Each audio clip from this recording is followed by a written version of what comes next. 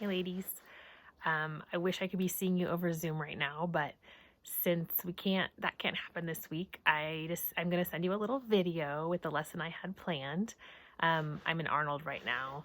I don't know if you can see, but it's a little chilly here. There's some ice on the deck, but this is the quiet place I can go with the family inside, mostly still sleeping. So, first thing is I will be announcing the winner of our exercise challenge this week. I am so impressed with how you all did, and it's neck and neck right now. So I'm actually not sure who it's going to be. So today, Wednesday, will tell all. So I will be announcing that later. The focus this week is on alcohol. So I thought it might be appropriate to talk about the subject of alcohol. I know a lot of you, it's not an issue for you, but I had some requests to talk about what might be the better of the choices if you are going to have a drink or two. Okay, so we've all heard that drinking alcohol can be bad, but how bad is it really? We know that chronic alcohol users have all kinds of problems: liver disease, cancer, diabetes, neurological complications. It can weaken your bones and all kinds of other inflammatory conditions. But the question, I guess, is it okay to have a couple drinks now and then? And is that detrimental or beneficial to your body? There have been some studies that have come out that have said that even one drink a day for women can contribute to breast cancer. And there have been other studies that have come out that have said that moderate alcohol consumption can actually be good for you. So it can be really confusing. So I think it's important that we understand how alcohol affects inflammation. And I'm going to read this to you. A study published in the Journal of Alcohol and Alcoholism showed that levels of the inflammatory C-reactive protein were higher in people who consumed alcohol. Other studies have shown that alcohol increases levels of the endotoxins are bad, LPS in the gut, which induces inflammation. So people can actually develop leaky gut, and that can spread to inflammation in the body and the brain. On the flip side of that, certain types of alcohol, especially red wine, have displayed anti-inflammatory effects due to the high concentration of polyphenols. Polyphenols are those good antioxidants that are in dark berries and dark colored grapes. Doctors sometimes tell their patients that drinking red wine can actually be beneficial to your health. So this is confusing, right? What do we do with that information? Sometimes we hear it's good, sometimes we hear it's bad. My thought is on alcohol that portions are very important. So according to the National Institute of Alcohol Abuse and Alcoholism, a standard drink is 12 ounces of a regular beer, 5 ounces of wine, which I think for most of us is a smaller glass than we usually pour, and 1.5 ounces or a shot of hard liquor. And of course, the type of alcohol you're consuming matters too, and what you're mixing with that alcohol, and I will get to that. But the reason we want to control our portions of alcohol is because it is definitely inflammatory. And as we know, inflammation in the body can have all kinds of negative effects. It causes a burden on our GI tract and liver, which are our detoxification system in our body. It can affect your blood sugar. It causes poor sleep, and it can encourage us or make us weaker to those other indulgences like processed food and sugar. Like when we're having a drink or two at night, we're more apt to go grab an unhealthy snack.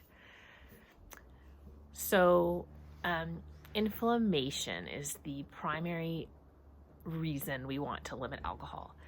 What are the signs of inflammation? Like, how do we know that someone has chronic inflammation in their body? Number one, brain fog.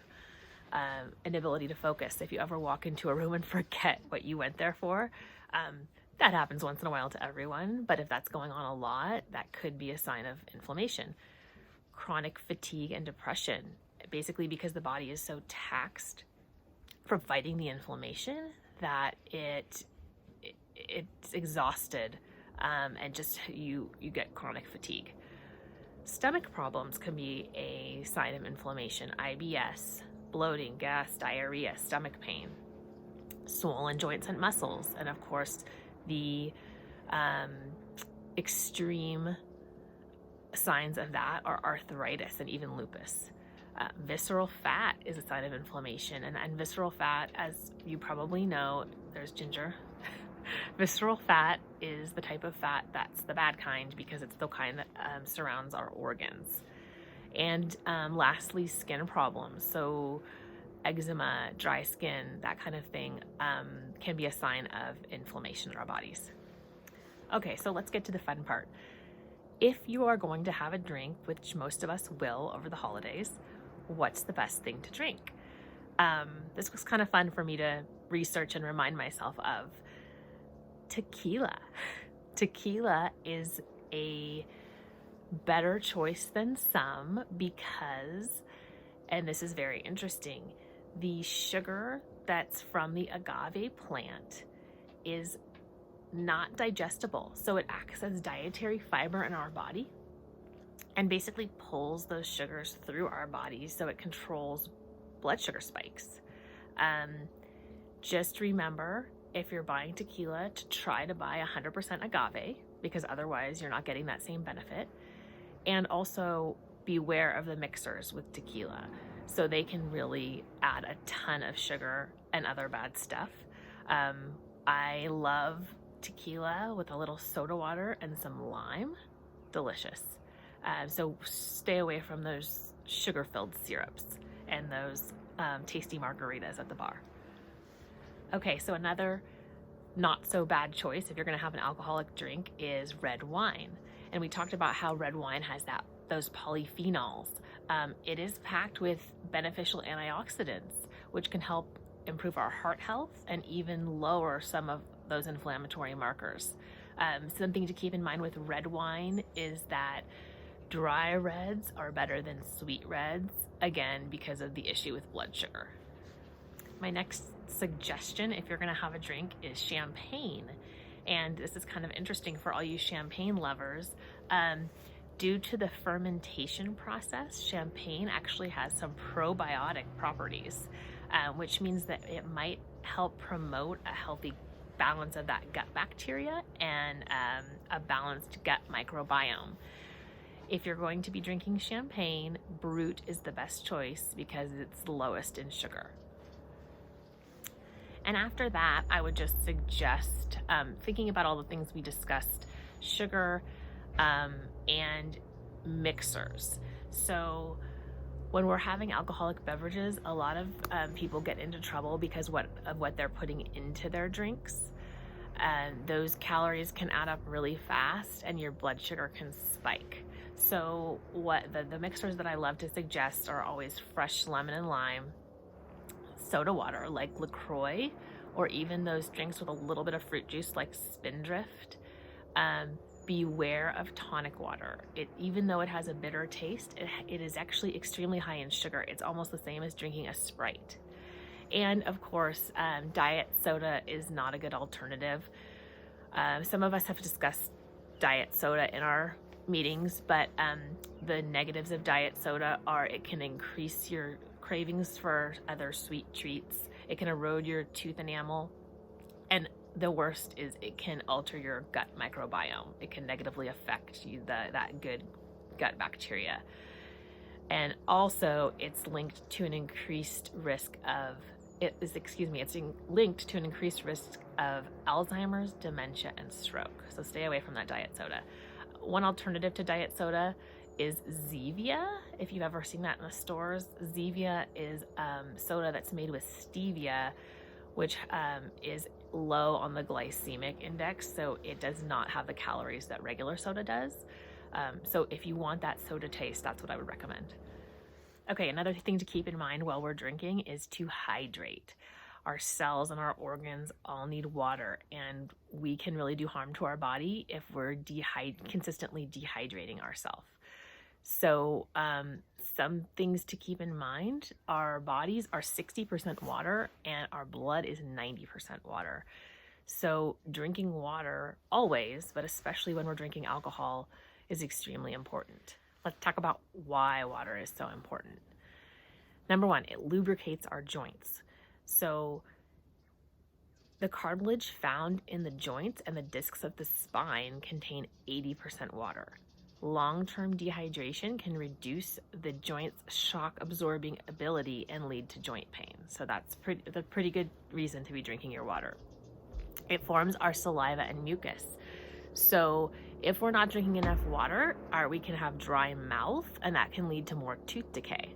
So another reason to be drinking enough water. It delivers oxygen through our body. So I said that the blood is more than 90% water. That blood carries oxygen to different parts of our body. Very important. It boosts our skin health and beauty. I don't know if any of you have ever gone through a period of time when you're drinking a lot of water. One of the first things you notice is your skin. It's clearer, it's more plump, you just look younger. So that's a great reason to drink more water. It cushions the brain, spinal cord, and other sensitive tissues. So dehydration can literally affect brain structure and function. When I am not drinking enough water, I definitely notice that I have a little bit more difficulty focusing, concentrating, and prolonged dehydration can lead to problems with reasoning and thinking. It regulates our blood temperature. So I'm sure you are aware that when you're exercising or when you get hot, we sweat. Okay, so that's our body's way of cooling down. Some scientists have suggested that when there's too little water in the body, heat storage increases and we're less able to tolerate heat strain. So just being able to regulate your body temperature is very important. The digestive system depends on water. So dehydration can lead to digestive problems, constipation, or what some people don't realize is that it can create an overly acidic stomach. We do not want that because that creates stomach ulcers and heartburn. And it flushes the waste out of our body. Sweating and urine and feces are the body's way of detoxifying. So the more we sweat and the more we get rid of the waste, the better we can detoxify our bodies. Water helps thin our blood, so it helps regulate blood pressure. Our airways need water. When we're dehydrated, our airways are restricted because our body's trying not to let a water loss occur. So this can make asthma and allergies worse. And it makes the minerals and nutrients that we eat and we consume more available to our bodies because it helps those minerals and nutrients to travel through our bodies and get absorbed where they need to be absorbed. It prevents kidney damage. Being hydrated boosts our performance during exercise. It helps with weight loss, and it reduces your chance of a hangover. So anyway, all wonderful reasons to drink enough water, which leads me to our challenge for the week. Okay, so our weekly challenge is water.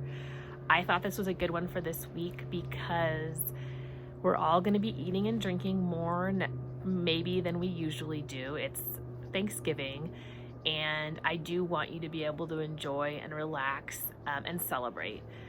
But I want you to stay hydrated because you will absolutely feel better. So these are the rules. You get 0 points for water unless you drink 64 ounces a day. That's 8-ounce glasses of water. I think that's doable. There was a while there where I was drinking a gallon. That's a lot more than that. So you will get your points if you drink 64 ounces of water a day. If you drink that much, you're going to get 50 points. If you drink more than 64 ounces, you get 8 points for every 8 ounces. So it's basically a point for every ounce, but I would like you to drink a full glass each time you add to that water intake. So 8 points for every 8 ounces after 64 ounces. If you drink a shake, I love that some of you are making healthy shakes and smoothies in the morning. So if you drink a shake, the water or the unsweetened almond milk, soy milk, whatever liquid, healthy liquid, non-sugary liquid you're putting in that shake will count towards water. Herbal tea counts towards water, not black tea, nothing with caffeine, but if it's a decaf tea, that can count towards your water intake, because I know it's cold right now and some people do not want to be drinking cold water. Warm water with lemon is also a wonderful alternative. And sparkling water counts for half an ounce per ounce you consume. And the reason for that is it's not quite as hydrating as regular water. So if you drink a 16-ounce can of LaCroix, that counts as 8 ounces of water. If any of you have any questions, please let me know, or suggestions for how to modify this. I'm open to making some slight changes, and I hope you all have a wonderful Thanksgiving. I will be texting you throughout the week, and love to you and your families.